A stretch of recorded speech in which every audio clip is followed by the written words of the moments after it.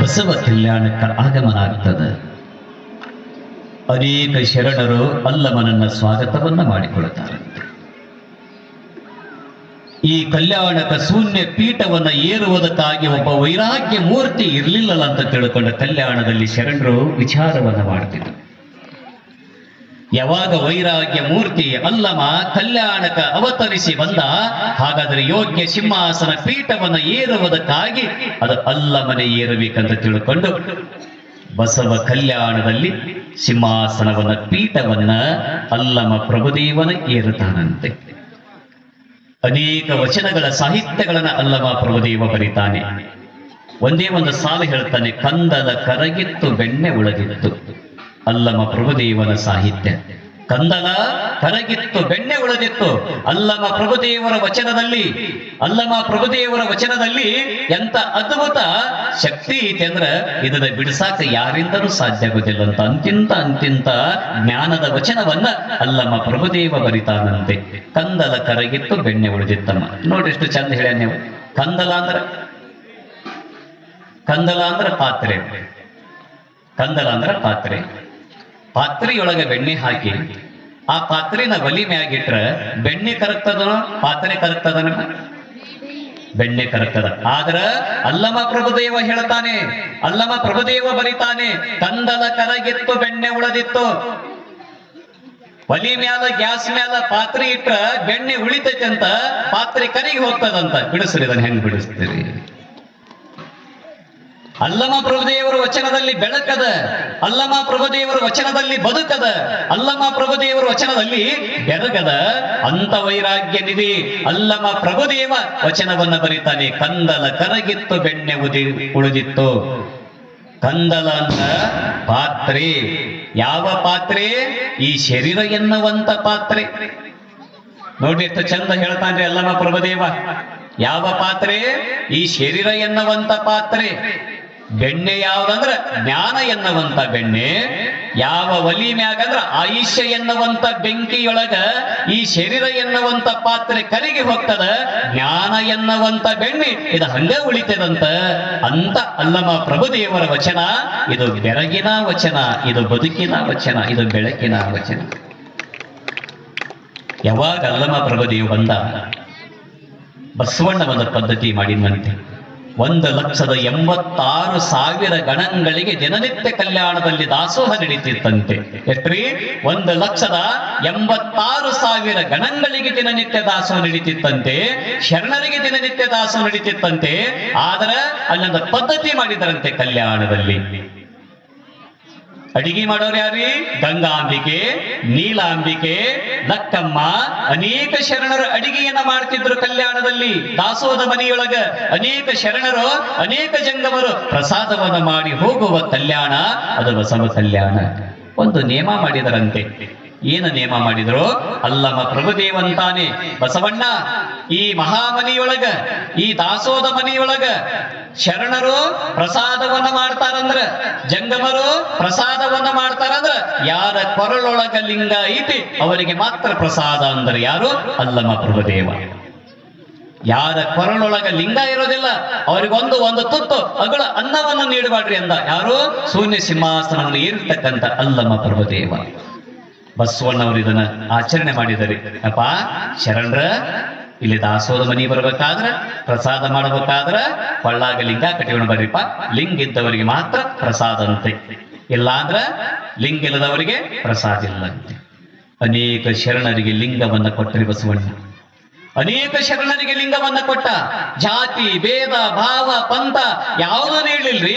ಕಿನ್ನರಿ ಬೊಮ್ಮಯ್ಯನಿಗೆ, ಕಲಿಕೇತ ಬೊಮ್ಮಯ್ಯನಿಗೆ, ಹೂಗಾರ ಮಾಚಯ್ಯನಿಗೆ, ಹಡಪದ ಅಪ್ಪಣ್ಣನಿಗೆ, ಅಂಬಿಗರ ಚೋಳಯ್ಯನವರಿಗೆ, ಡೋಹರ ಕಕ್ಕಯ್ಯನವರಿಗೆ, ಮೇದಾರ ಕೇತಯ್ಯನವರಿಗೆ, ಒಬ್ಬರೋ ಇಬ್ಬರೋ 63 ಮಂದಿ ಶರಣರಿಗೆ ಬಸವಣ್ಣ ಕೊರಳೊಳಗೆ ಲಿಂಗವನ್ನ ಕೊಡ್ತಾನಂತೆ. ಲಿಂಗ ಕಟ್ಟಿಕೊಡ್ರಿಪ್ಪ, ಸತ್ತಾಗ ಬರೋದು ಲಿಂಗ.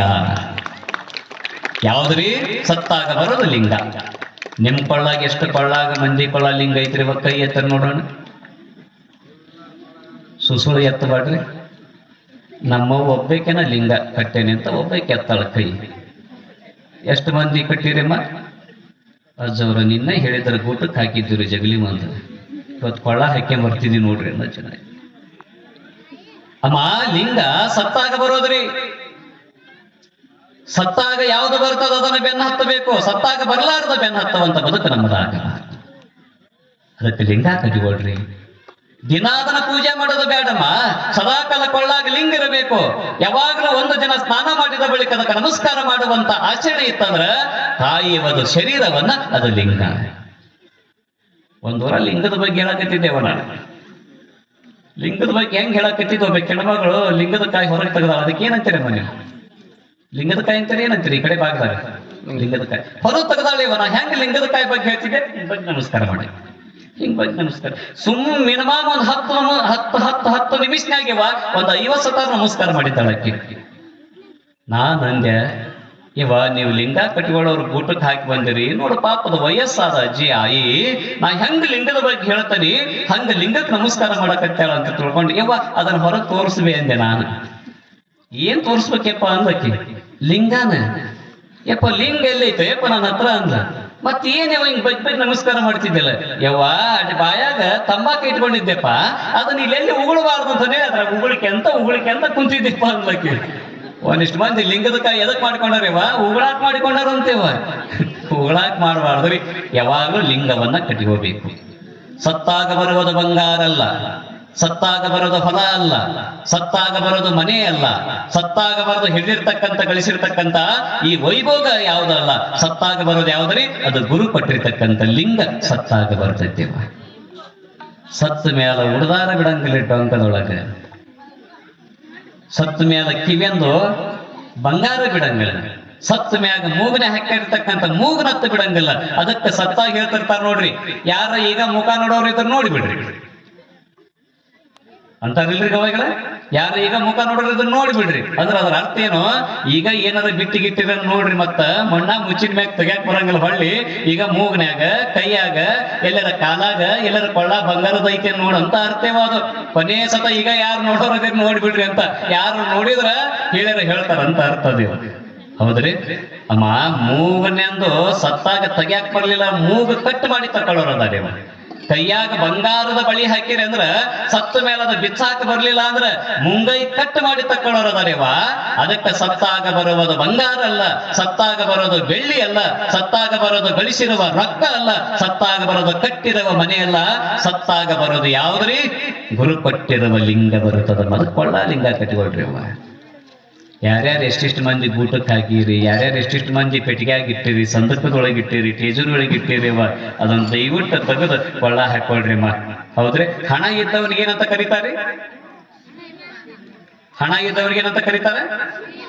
ಹಣವಂತ ಅಂತ ಕರೀತಾರೆ. ವಿದ್ಯೆ ಇದ್ದವನಿಗೆ ಏನಂತ ಕರೀತಾರೆ? ವಿದ್ಯಾವಂತ ಅಂತ ಕರೀತಾರೆ. ರೂಪ ಇದ್ದವನಿಗೆ ಏನಂತ ಕರೀತಾರೆ?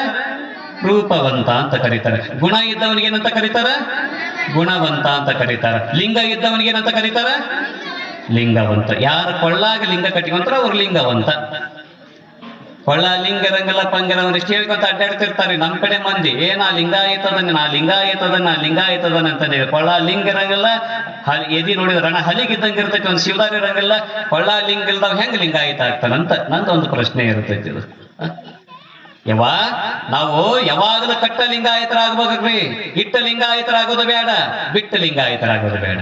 ಗುರು ಕೊಟ್ಟಿರ್ತಕ್ಕಂಥ ಲಿಂಗವನ್ನ ಗುಟ್ಟಕ್ಕೆ ಹಾಕೋರು ಇವ್ರು ಇಟ್ಟ ಲಿಂಗಾಯತರು.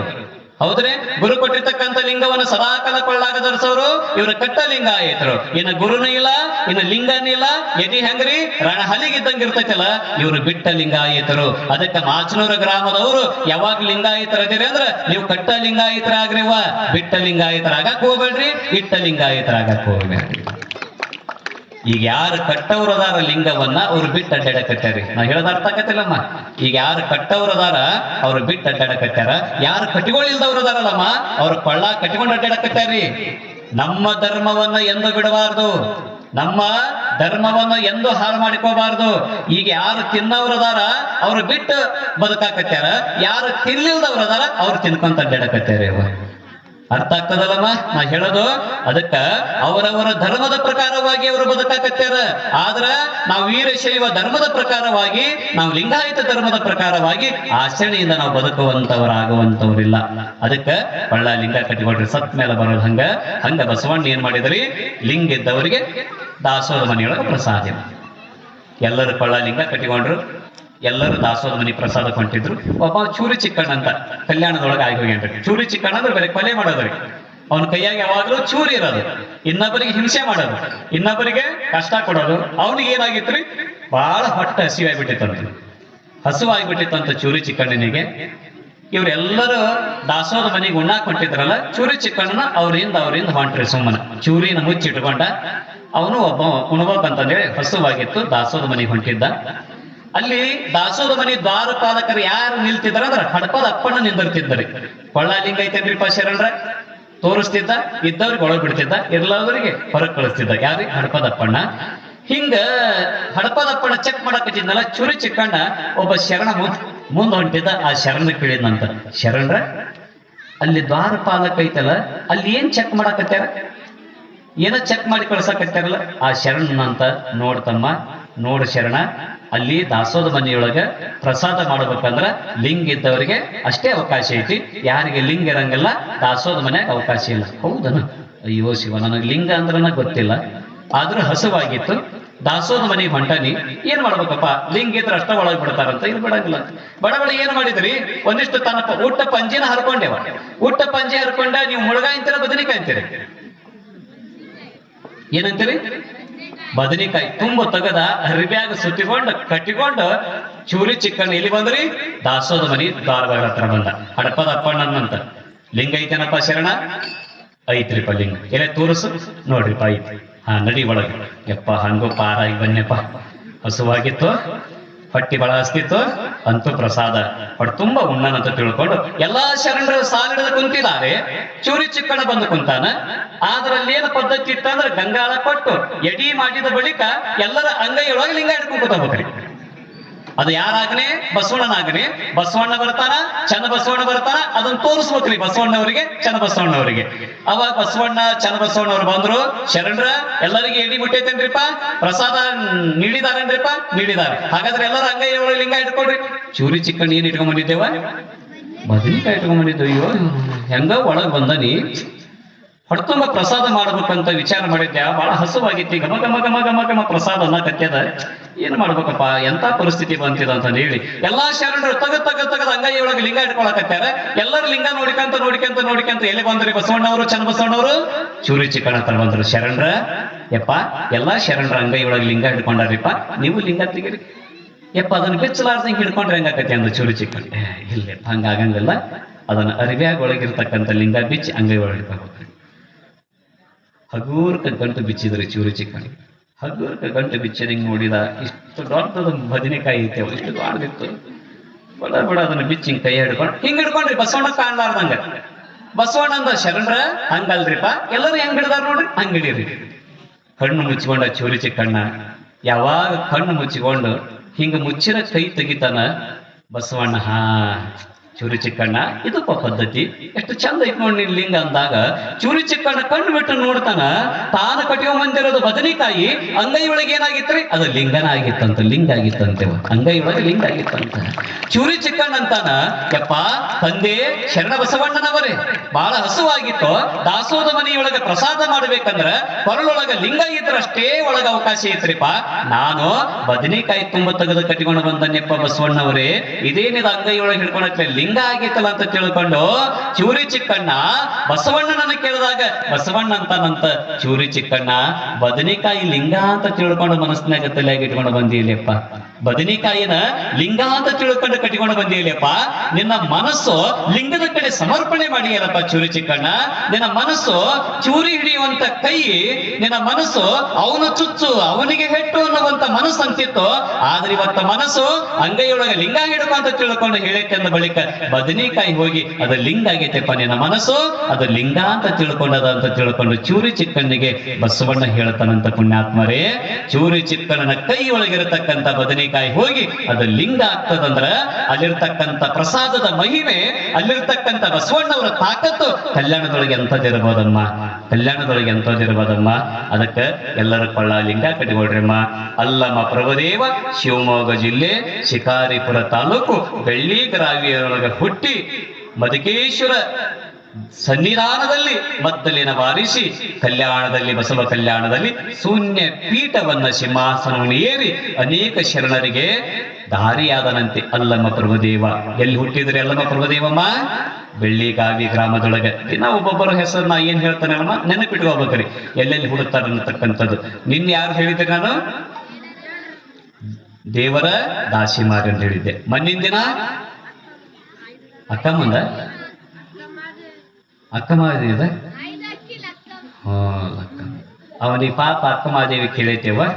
ಇರ್ಲಿ ಪಾಪ ಇರ್ಲಿಪ್ಪ, ನೀ ಅಕ್ಕಮಹಾದೇವಿಯವರು ಹೇಳಿಯಲ್ಲ, ಅದ ದೊಡ್ಡದ. ಯಾಕೋ ಉಮಾಶ್ರೀ ಮಾಲಾಶ್ರೀ ಅಂತಿದ್ದೇನ, ಅಕ್ಕಮಹಾದೇವಿ ಹೇಳಿದೆಪ್ಪ. ಇಷ್ಟರ ನೆನಪಿಡುವಂತವ್ರ ಹುಡುಗರು ಬಹಳ ಚಲೋ ಯವ್ವ. ನಾಳೆ ಅಕ್ಕಮಹಾದೇವಿ ಕಲ್ಯಾಣಕ್ಕೆ ಹೆಂಗ್ ಬರ್ತಾಳ?